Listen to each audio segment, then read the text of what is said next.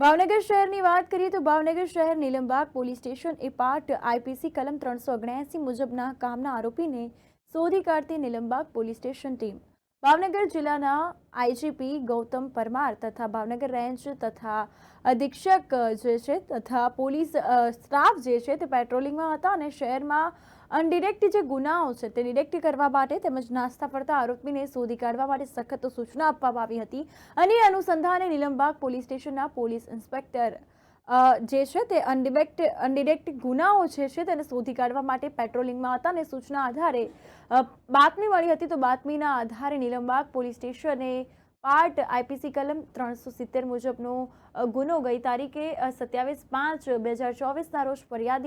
ફરિયાદીએ જાહેર કરતા રજીસ્ટર થયેલ છે અને કામે બનાવવાળી જગ્યાની આજુબાજુના સીસીટીવી ફૂટેજ તથા કમાન્ડ એન્ડ કંટ્રોલ નિયંત્રણના કેમેરા તપાસ કર્યા હતા અને ચોરીમાં ગયેલ મોટરસાયકલ અજાણ્યા બે ઈસમો ચોરી કરીને લઈ ગયેલ હોવાનું માલુમ પડ્યું હતું તો ગુનાની ગંભીરતાને ધ્યાને રાખીને બે ટીમ બનાવી છે અને આરોપી તથા ચોરીમાં ગયેલ મુદ્દામાલ શોધવા પ્રયત્નશીલ હતા અને તે દરમિયાન ટેકનિકલ સોર્સ તથા હ્યુમન સોર્સના આધારે બાતમીના આધારે આ અંગે વધુ તપાસ હાથ ધરાઈ હતી અને તમામ મુદ્દામાલ કબજે કરાયો છે પકડાયેલ આરોપી જે છે તેનું નામ સામે આવે છે તો પકડાયેલ આરોપીમાં મહેશ ઉર્ફે મહાદેવ લલ્લુભાઈ પરમાર તેમજ નિલેશ ઉર્ફે નીલિયો રમેશભાઈ ઝરવલિયા અને આરોપી જે છે તેમને ઝડપી પાડ્યા છે અને સમગ્ર કામગીરીમાં નીલમબાગ પોલીસ સ્ટેશનના પોલીસ ઇન્સ્પેક્ટર તથા નીલમબાગ પોલીસ સ્ટેશનના જે